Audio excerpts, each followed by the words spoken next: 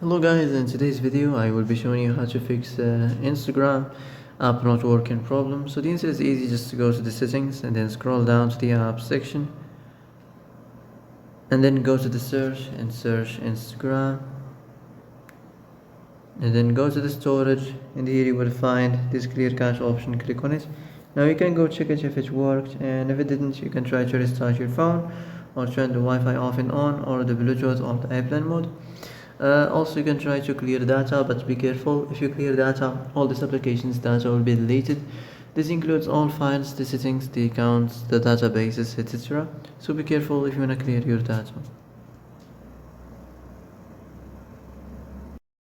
And that's it for today's video. I hope this is the answer you've been looking for.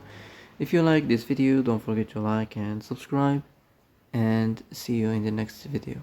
Thanks for watching.